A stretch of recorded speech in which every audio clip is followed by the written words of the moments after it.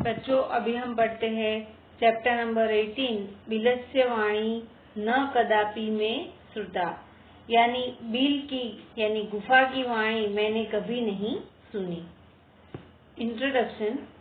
निम्नलिखित कहानी पंचतंत्र की है, जो संस्कृत साहित्य में एक अद्वितीय कार्य है और पूरे विश्व में जाना जाता है। पंचतंत्र के निर्माता विष्णु शर्मा है।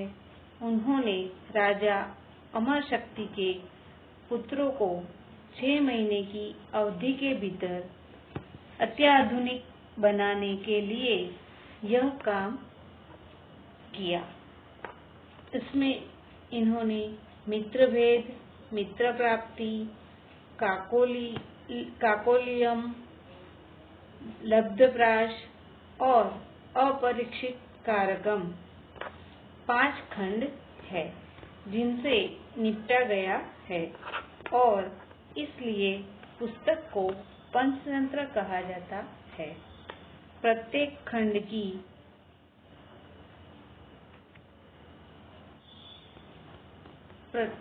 खंड की शुरुआत में एक कहानी की स्थापना होती है और फिर कई अन्य कहानियां उसी के एक भाग के रूप में अनुसरण करती है।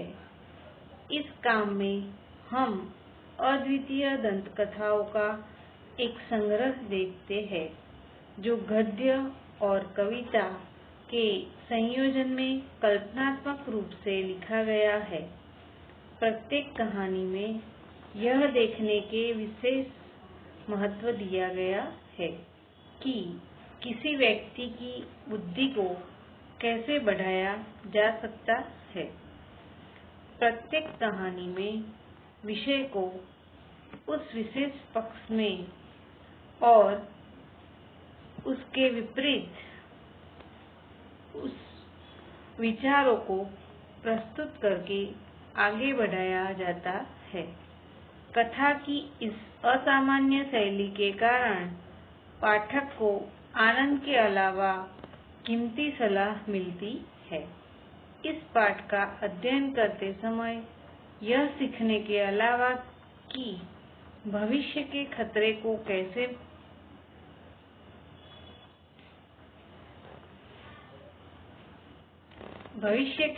को कैसे महसूस किया जाता है और इसे कैसे दूर किया जा सकता है, हम अनिश्चित काल आदि के उचित उपयोग को भी सीखेंगे। नामक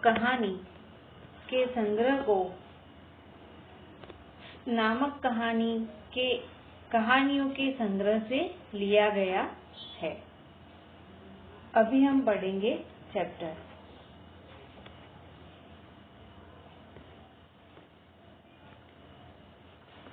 कस्मिंश्चित् वने खरनखरः नामः सिंहः प्रतिवसति स्म।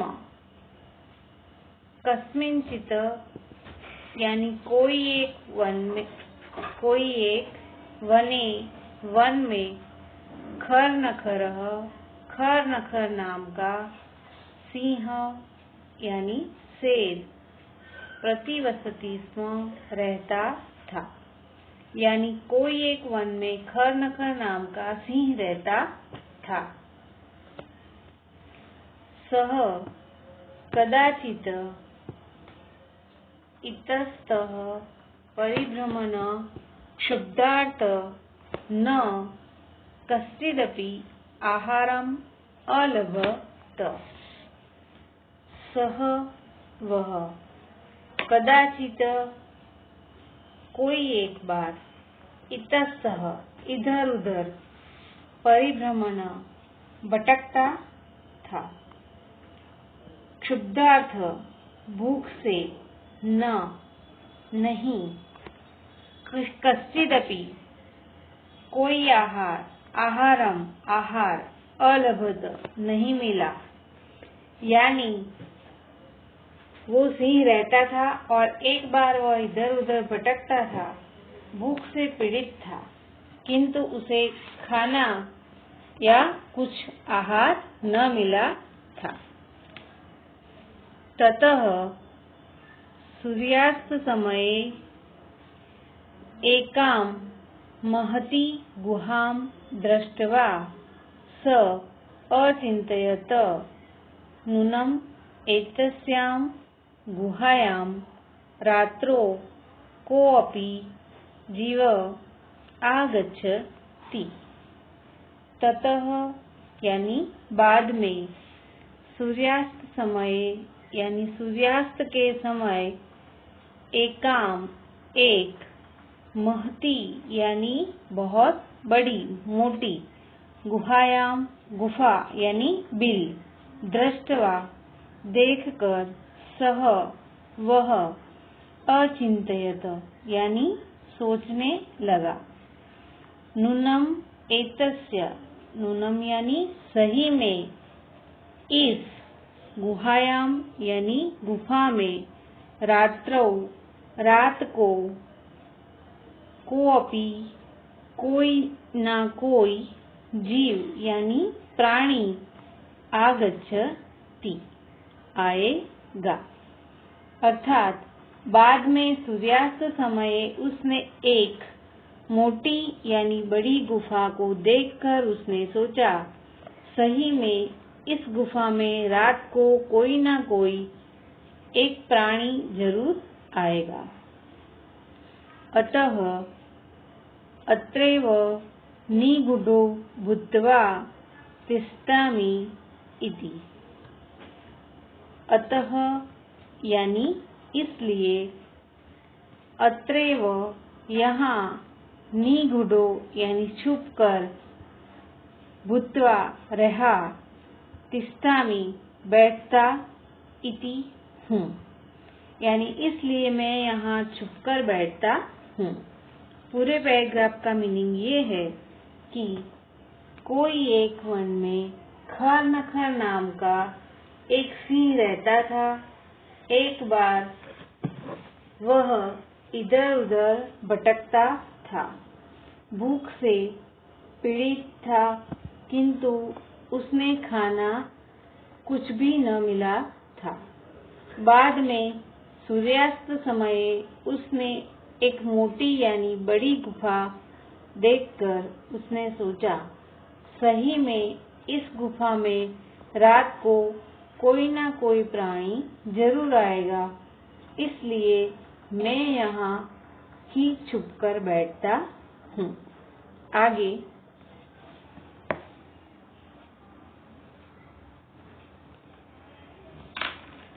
एतस्मिन् अंतरे गुहायाः स्वामी दधिपुच्छः नाम शृंगालः समागच्छत।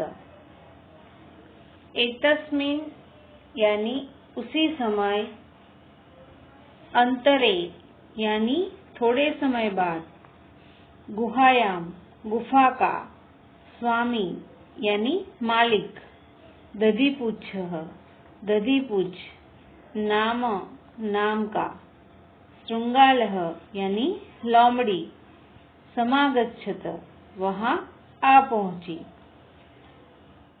उसी समय गुफा का मालिक दधिपुच्छ नाम की एक लोमड़ी वहाँ आ पहुँची। सह च यावत् पश्यति तावत् सिंहपदपद्धतिः गुहायां प्रविष्टा न च बहिरागता अपश्यत।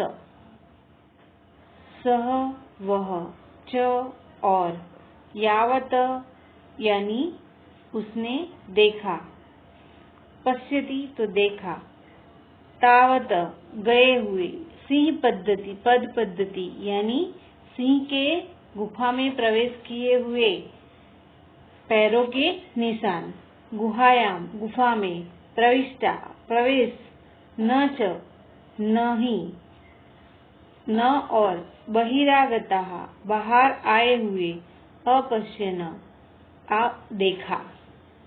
मतलब बाहर आए हुए नहीं देखा, अर्थात कि उसने देखा तो सिंह के पैरों के निशान गुफा में प्रवेश किया है ऐसा मालूम हुआ, और उसे देखा तो पैरों के निशान अंदर गए हुए थे किंतु बाहर आए हुए न थे।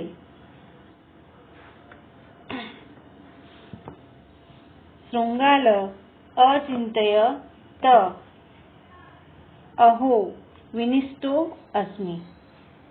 शृंगालः यानी लोमड़ी, अचिंतयत उसने सोचा, अहो अरे, विनिष्टो अस्मि यानी मैं तो मरा, कोई अनिष्ट होने वाला है।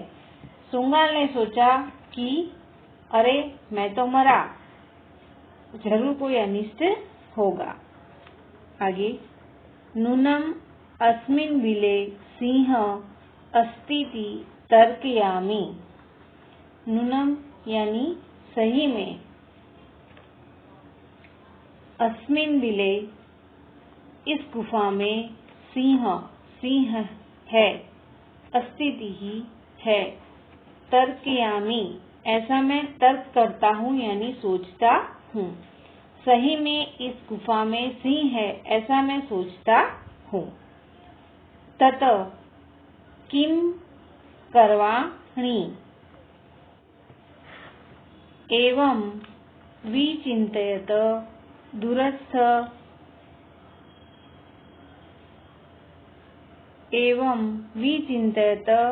दूरस्थ रवं कर्तुमारब्ध भो बिल किं न स्मरसि यन्मया त्वया सह समय कृतोऽस्ति यदा बाह्यत प्रतिगमिष्यामि तदा त्वं माम आकारयसि। उसने सोचा कि ततः तो किम मैं करवाणि क्या करूं, एवं ही विचिन्तयत सोचकर, दूरस्थ दूर, रव जाके आवाज लगाई, रव यानी आवाज, कर्तुम आरब्ध गया, भो बिलह हे गुफा, किम न स्मरसि क्यों तुम मुझे नहीं पुकारती, यन्मया मैंने, त्वया यानी तुम्हारे, सह साथ, समय शर्त, कृतोस्ति रखी थी, यदाह यदि तुम, बाह्यात बाहर से, प्रतिगमिष्यामि वापस आऊं, तदा तो, तुम, माम मुझे, आकारयसि यानी पुकारोगे यानी बुलाओगे, अर्थात सही में गुफा में सिंह है ऐसा मैं सोचता हूँ, तो अब मैं क्या करूँ। ऐसा सोचकर वह दूर खड़ा रहकर आवाज करने लगी, हे गुफा, क्या तुमने याद नहीं है कि मैंने तुम्हारे साथ शर्त रखी थी कि मैं जब भी बाहर से वापस आऊं तब तुम मुझे बुलाओगे। यदि त्वं मां न आहिष्यसि तर्हि अहं द्वितीयं बिलं यास्यामि इति। यदि यानी अगर, तुम, मां यानी मुझे, नहीं, आहिष्यसि यानी बुलाओगे, तर्हि तो, अहम मैं, द्वितीयम दूसरी, बिलम गुफा में, यास्यामि चला जाऊंगा। अर्थात पूरे पैराग्राफ का मीनिंग ये है कि उसी समय गुफा का मालिक दधिपुच्छ नाम की एक लोमड़ी वहां आ पहुंची। उसने देखा तो सिंह के पैरों के निशान गुफा में प्रवेश किए किया है ऐसा मालूम हुआ और उसे देखा तो पैरों के निशान अंदर गए हुए थे किंतु बाहर आए हुए न थे। लोमड़ी ने सोचा, अरे मैं तो मरा, सही में इस गुफा में सिंह है, ऐसा मैं सोचता हूँ, तो अब मैं क्या करूँ। ऐसा सोचकर वह दूर खड़ा रहकर आवाज करने लगी, हे गुफा, क्या तुम्हें याद नहीं है कि मैंने तुम्हारे साथ शर्त रखी थी कि मैं जब भी बाहर से वापस आऊं तब तुम मुझे बुलाओगे। अगर तुम ऐसा नहीं करोगे तो मैं दूसरी गुफा में चला जाऊंगा। आगे हम नेक्स्ट वीडियो में देखते हैं।